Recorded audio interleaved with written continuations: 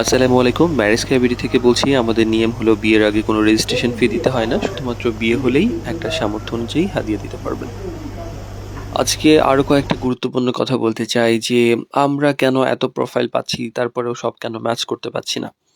এই ব্যাপারটা নিয়ে আসলে একটু কথা বলতে চাই। আসলে দেখেন, ম্যারেজ মিডিয়া তো আসলে অলৌকিক কোনো সমাধান না। মানে আমরা যে একদম পুরা সবকিছুই ম্যানেজ করতে পারবো এরকম হয় না কিন্তু।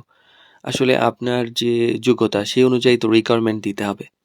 যেমন দেখেন, আমরা প্রতিদিন অনেক প্রোফাইল পাচ্ছি। কিন্তু দেখা যায় যে আমাদের কাছে ম্যাক্সিমাম প্রোফাইল রিজেক্ট হয়ে যায় মনে, মনে। কেন দেখেন, যে একটা ধরেন মেয়ে মোটামুটি ধরেন কোনো একটা ইউনিভার্সিটিতে পড়ে বা কলেজ লেভেলের ন্যাশনাল কলেজে পড়ে। চেহারাটা একটু সুন্দর। তার লাগবে হচ্ছে ডাক্তার, ইঞ্জিনিয়ার, বিসিএস ক্যাডার অথবা ডিফেন্সের কেউ। এখন চিন্তা করেন বাংলাদেশে আর ডাক্তার, আর্মি বা হচ্ছে আপনার এই ইঞ্জিনিয়ার, বিসিএস ক্যাডার কয়জন আছে? বা ধরেন একজন আর্মি বা ডাক্তার বা হচ্ছে এই ধরনের প্রোফাইল, হাই প্রোফাইলের একটা মানুষ মানে আসলেই কেন এইরকম একটা মানুষকে বিয়ে করতে চাইবে? মানে তো লজিক থাকা লাগবে একটা, না? একজন ডাক্তার চায় সে আরেকজন ডাক্তার বিয়ে করবে। একজন ইঞ্জিনিয়ার চায় সে আরেকজন ইঞ্জিনিয়ার বিয়ে করবে। একজন আর্মি অফিসার চায় যে উনি উনার সারাউন্ডিংস এর মধ্যে যারা আর্মি ফ্যামিলি আছে, আর্মি পরিবারের বা আর্মিতে আছেন এরকম কেউ। মানে এইরকম প্রফেশন টু প্রফেশন দেখা যায় কানেক্ট হওয়ার ট্রাই করে। তো আপনি এখন ঐরকম না, বাট আপনি এরকম চাচ্ছেন। এখন চাচ্ছেন একদম ফার্স্ট ক্লাস জব হইতে হবে। এখন ওই ফার্স্ট ক্লাস জব হওয়ার যোগ্যতা তো আপনার লাগবে। আপনি জাস্ট চাচ্ছেন পায়ে যাবেন এরকম হয় না। এখন কেউ হয়। এখন ধরেন লোকালি কিছু বিয়ে হয়ে যাচ্ছে, প্রেম করে কিছু বিয়ে হচ্ছে, বা দেখা যায় যে কখনো মেয়ে সুন্দরী বা আত্মীয়স্বজন পাড়া-প্রতিবেশীদের মাধ্যমে হয়তোবা ধরেন একজন ডাক্তার বিয়ে করলো একটা ন্যাশনাল ইউনিভার্সিটির বা কোনো প্রাইভেট ইউনিভার্সিটির, কোনো পাবলিক ইউনিভার্সিটির। হয়তো উনার প্রফেশনের সঙ্গে যায় না, বা উনি উনার লাইফের কোনো একটা এক্সপেরিয়েন্স থেকে উনি ধরেন হাউসওয়াইফ কাউকে একটা বিয়ে করলেন। তো এইগুলো অনেক সময় রেয়ার কেস হয়। আমি কাউকে আন্ডারএস্টিমেট করছি না যে আপনি পাবেন না, পান, ঠিক আছে। কিন্তু যখন আপনি আপনার যোগ্যতা অনুযায়ী সামঞ্জস্যপূর্ণ প্রোফাইল চাচ্ছেন না, তখন কিন্তু এইটা অটোমেটিক্যালি পাওয়া যায় না। তো তারপরে কি হয়? এটা রিজেক্ট হয়। আমরা যখন এটা নিয়ে কাজ করতে যাই, যখন এটা অফার করি, মানে এটা পাঠানোরই জায়গা থাকে না। মানে আমরা কোথায় প্রস্তাব দিব? এখন একজন আমি খুব কমই দেখেছি যে একজন ডাক্তার পাত্রী বলছে যে আমাকে হচ্ছে একটা বিজনেস বা হচ্ছে আমাকে একটা মানে এইরকম প্রোফাইল একটা দাও যেটা মানে ওনার সঙ্গে যায় না। আবার একটা ইঞ্জিনিয়ার খুব কমই বলছে যে আমাকে হচ্ছে অমুক মানে অন্য কোনো প্রোফাইল দাও। বা ইঞ্জিনিয়ার হয়তো ডাক্তার চায়, ডাক্তার বা ইঞ্জিনিয়ার চায়, এরকম হইতে পারে। মানে একটা প্রফেশনের যে ওজন, সেই ওজন অনুযায়ী আরেকটা চায়। নরমালি এরকম হয়। তো এক্সেপশনাল কেস কিছুটা হয়তোবা আছে। তো আমরা প্রতিদিন এই ধরনের কল পাই। যেমন ধরেন ডিভোর্স, একদম মানে এইটা এত বেশি ভাইরাসের মতো হয়ে গেছে। দেশে বিদেশে ফোন করে শুধু divorce, divorce, short divorce, long divorce, এত বয়সে ডিভোর্স, আর হচ্ছে বেশি বয়সের পাত্র-পাত্রী। মানে বয়স মানে অনেক পাত্রীর ৩০ আপ, পাত্রের 40 আপ। তো এই যে এটা এত বেশি, এর কোনো সীমা নাই। তো এখন এই যে এইগুলা প্রোফাইল আমরা যখন ম্যাচ করতে যাই তখন ম্যাচ হয় না। বাট আপনারা মানে আশা করছেন, প্রতিদিন নক দিচ্ছেন যে হয়নি কেন, পাইনি কেন, পাচ্ছি না কেন, আপনারা কি আসলে কাজ করেন কিনা? মানে আমাদেরও তো মানে এখানে একটা থাকা লাগবে, মানে সুযোগ থাকা লাগবে। এমন তো না যে আমরা জোর করে কাউকে দিতে পারবো। তো এই ক্ষেত্রে আমরা মানে আপনাদেরকে সাজেস্ট করতে চাই, আমরা তো আসলে মানে অভিজ্ঞতা থেকে আপনাকে জাস্ট বলতে পারি, এটা মানবেন না মানবেন না আপনার ব্যাপার, যে আমার মনে হয় যে আপনার যোগ্যতা অনুযায়ী কিছু একটা চান, যে আপনি যেটা ওন করেন এরকম কিছু। মানে সবাই চায়, মানে ধরেন আমাদের এখানে যদি বলেন একদম যদি ক্যাটাগরাইজ করে ফেলেন, 95% মানুষের চাহিদা হইলো doctor, engineer, BCS cadre, Bangladesh ব্যাংকের এডি, আর হইলো আপনার মানে নেভি, আর্মি, এই ধরনের প্রোফাইল। মানে এটা 95%। আর বাকি 5% হলো বাকি, মানে এর বাইরে আপনার কোনো প্রোফাইলের মনে হয় বাংলাদেশে ভ্যালু নাই আর কি, এমন একটা অবস্থা চলতেছে।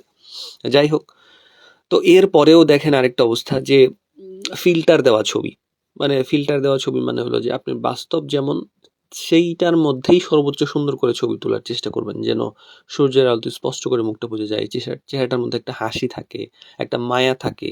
মানে আপনাকে দেখে যেন মনে হয় যে আপনাকে বিয়ে করলে মানে ভালো থাকা যাবে, ভালো মানুষ আপনাকে চেহারা দেখে মনে হয়। মানে অ্যাটলিস্ট একটু মানে একটু ডিসেন্ট ওয়েতে চুলটা গুছায়া মানে চেহারাটা একটু পরিষ্কার করে মানে ক্যামেরাটার সামনে একটা আলো দিয়ে এরকম করে একটা ছবি তুলবেন যেন আমরা কোথাও প্রস্তাব পাঠালে সেটা দেখে মানে পছন্দ করে, মানে আপনাকে দেখে পছন্দ হয় এইরকম একটা ছবি দেওয়ার চেষ্টা করবেন। সেটা যত অসুন্দর মানুষই হোক না কেন, সুন্দর হাসি দিয়ে একটা ছবি তুললে মায়াবী লাগে, এইটা দরকার। তো এই এটা না হলে কি হয়, ধরেন অনেকে আছে যে বাস্তবের আশেপাশেও না, এখন তো আবার এআই আসছে, মানে যা না তা এত সুন্দর করে এআই দিয়ে ছবি তুলে পাঠায় মনে হয় যেন হচ্ছে বিশ্ব সুন্দরী, কিন্তু বাস্তবে যখন দেখতে যাই তখন দেখা যায় যে এটা আশেপাশেও নাই। তখন কি হয় যে এজ এ মিডিয়া আমাদের একটা সুনাম ক্ষুণ্ণ হয় যে না আপনারা তো দেখে দেন নাই, বা এটা তো আসলে যা দিয়েছেন তা না। এবং অনেকে দেখেন কিছু কিছু প্রোফাইল আমরা পাই যারা সবগুলো মিডিয়াতে দিয়ে রাখছেন, তো আমরা যখন ভালো কোনো প্রোফাইল পাই মনে হয় যে আসলে অনেক সুন্দরী দিচ্ছে, আর আপনি এআই এর ছবিগুলা কিন্তু মেকআপ দেওয়া থাকে না, মানে বোঝা যায় না মেকআপ, মানে এমনিই সুন্দর দেখা যায়। তো সেক্ষেত্রে কি হয়, যখন আমরা এইরকম প্রস্তাব পাঠাই তখন দেখে পছন্দ করে, এবং অনেকে আছে যে যারা আগে থেকে এই মেয়েকে দেখেছে এবং বাস্তবে গিয়ে দেখে এসেছে তখন বলে না আপনার তো যা দিয়েছেন তার আশেপাশেও নেই, আমি বাস্তবে দেখেছি, খোঁজ নিয়েছি।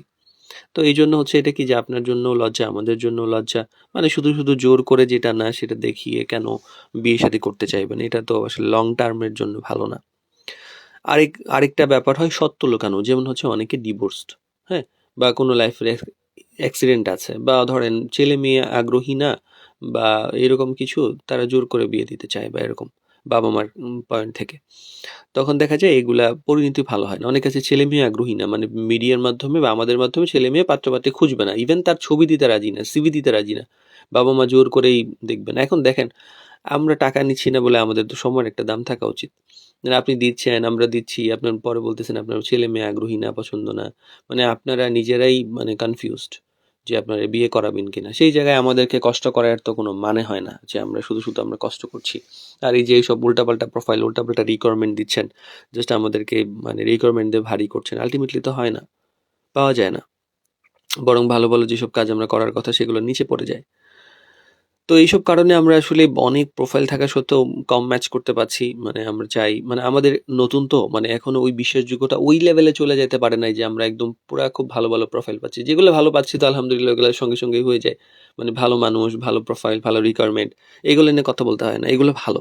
মানে ওনারাও ভালো, ওনারাও ম্যাচিউরড, ওনারা বুঝেন। আমরা ২-৪টা দেই, আলহামদুলিল্লাহ দেখাশোনা করে বিয়ে শাদী আগায় যাচ্ছে, এরকম অনেক হচ্ছে। কিন্তু যারা এরকম উল্টাপাল্টা প্রোফাইল, উল্টাপাল্টা ইনকমপ্লিট প্রোফাইল, উল্টাপাল্টা রিকোয়ারমেন্ট এই ধরনের যারা দিচ্ছেন, আমরা আসলে তাদেরকে নিয়ে কোনো আগাইতে পারতেছি না, জাস্ট রেখে দিচ্ছি।